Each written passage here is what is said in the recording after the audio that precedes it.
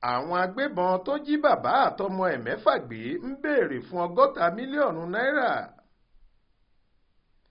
Inú wàhálà àti àìbalẹ̀ ọkàn ni mọ̀lẹ́bí kan lágboolé Sókótó Òkèrékèrè nílùú Ìlọrin tí í ṣe olú ìlú ìpínlẹ̀ Kwara wà báyìí.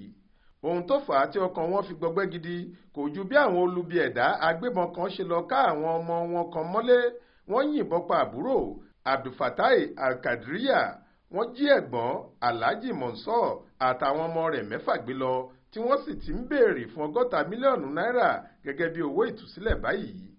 Aláròyé gbọ́ pé alẹ́ ọjọ́ ìṣẹ́gun túsídẹ̀ẹ́ ọjọ́ 2 oṣù kìíní yìí làwọn agbébọn kan tí wọ́n dìhámọ́ra pẹ̀lú ìbọn àtàwọn ohun ìjà olóró míì ya bo ilégbèé Alhaji Monsor Alkadiriya nílùú Àbújá. Wọ́n jí òun àtàwọn ọmọ rẹ̀ 6 gbé lọ. Àwọn agbébọn ọ̀hún kò rí ìyàwó níbi tó farapamọ́ sí. Ní kété tí wọ́n lọ tán ni ìyàwó pe àbúrò ọkọ rẹ̀ ìyẹn Abdulfatai pé àwọn ajínigbé ti wá jí ẹ̀gbọ́n rẹ̀ àtàwọn ọmọ rẹ̀ 6 gbé lọ.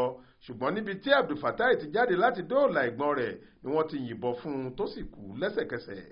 Ní báyìí àwọn agbébọn náà ti tú bàbá ìyẹn Alhaji Monsor sílẹ̀ tí wọ́n sì ní kó lọ wá $100 mílíọ̀nù, $60 mílíọ̀nù wá láti fi dóòlà àwọn ọmọ rẹ̀.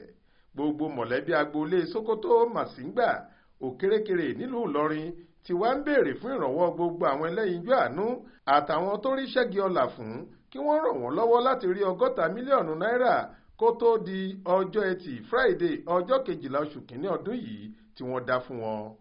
Ẹni tó jẹ́ bàbá fún tẹ̀gbọ́ntàbúrò yìí Alkadiriya Sherifdeen ló gbé kinní ọ̀hún sórí ẹ̀rọ ayélujára lọ́jọ́ Ẹtì Friday ọjọ́ 5 oṣù kìíní yìí níbi tó ti ní ìbànújẹ́ ọkàn ní bí wọ́n ṣe pàdánù ẹ̀mí Abdulfatai sọ́wọ́ àwọn agbébọn táwọn sì ń retí kí wọ́n tú ọmọ 6 kalẹ̀ kúrò lákàtà wọn.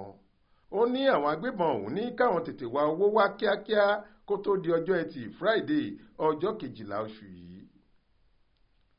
Ibrahim Alágúnmu ló ṣàkójọ ìròyìn yìí fún iléeṣẹ́ tẹlifíṣàn Aláròyé online. Faith Adébọ́lá ló kà á sétí ìgbọ́ yín.